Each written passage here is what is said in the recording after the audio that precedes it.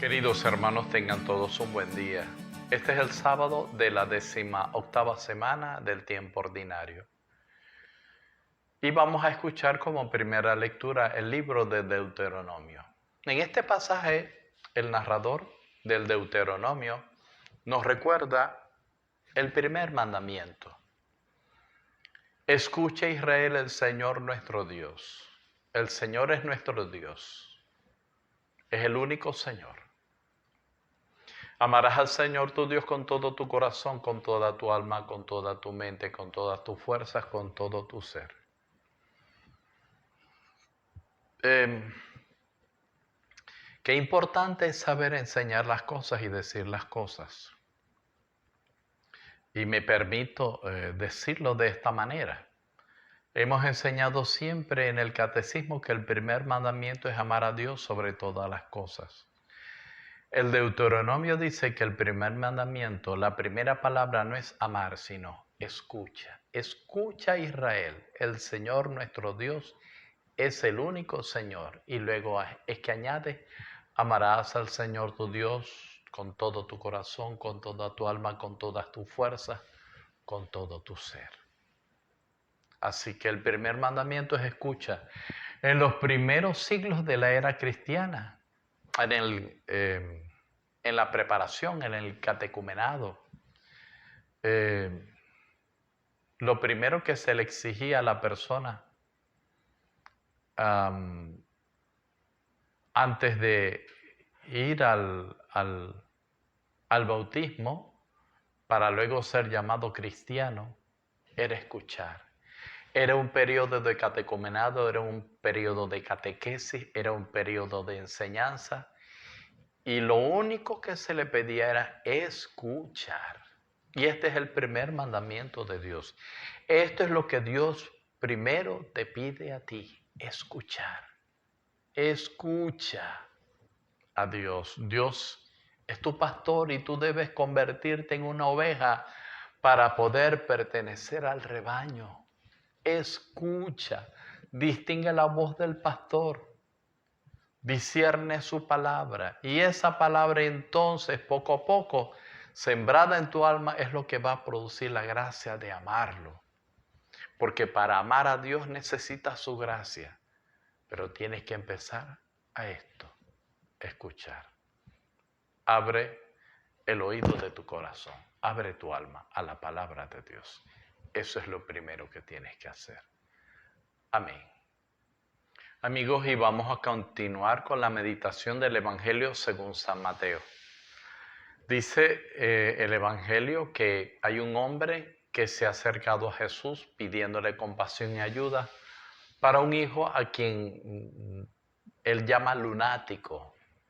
Y dice que es que un espíritu lo tira al fuego, lo tira al agua, que le llevó su hijo a los apóstoles, a los discípulos, pero los discípulos no pudieron hacer nada. A ver, cuando la palabra de Dios ya utiliza el término lunático, corresponde a una idea en el mundo antiguo de que los problemas mentales estaban relacionados con las fases de la luna y por eso le llaman así.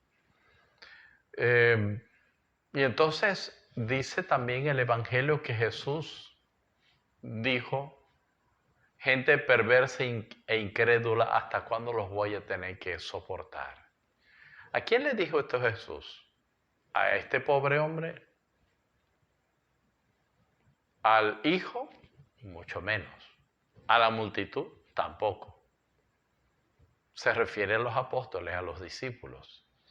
El padre de este hijo, de este muchacho, le ha dicho a Jesús, tus discípulos no han podido curar a mi hijo. Por eso Jesús da esta respuesta. Bueno, Jesús exorciza, según lo que dice la narración, al muchacho y el muchacho quedó curado. Es entonces cuando los discípulos le dicen a Jesús que por qué ellos no pudieron hacerlo. Y Jesús les da según la versión de Mateo, esta respuesta: por la falta de fe de ustedes. Porque este mismo episodio en Marcos tiene otra respuesta. En Marcos dice, porque este demonio hay que echarlo a fuerza de oración. Bueno, pero tenemos que quedarnos con la enseñanza de Mateo porque es el evangelio que meditamos. Aunque algunos autores dicen que la fe y la oración podrían ser como el mismo don, es como una moneda que tiene dos caras. Como diría el padre Larrañaga, a mayor fe, mayor oración. A menor fe, menor oración. A mayor oración, mayor fe. A menor oración, menor fe. Esto no es un trabalengua. Es más o menos lo que dice el padre Larrañaga. Y yo personalmente creo en eso. Pero bueno, repito, vamos a quedarnos con esta catequesis de Mateo, ¿no? Jesús les dice, porque si tuvieran fe como un granito de mostaza, le dirían a este monte, quítate de allí y ponte acá. Y así sucedería. Y habla de que los que al final, los que tienen fe pueden lograr cosas imposibles, ¿no? Bueno, mis amigos, un poquito de fe. Si tuvieran un poquito de fe, tenemos que empezar a ser humildes. Nadie debe decir aquí, yo tengo mucha fe, porque no podemos dejar como mentiroso la palabra de Dios. El Señor que nos conoce sabe que nadie tiene mucha fe, que ni siquiera llegamos a un poquito de fe. Lo que pasa es que nosotros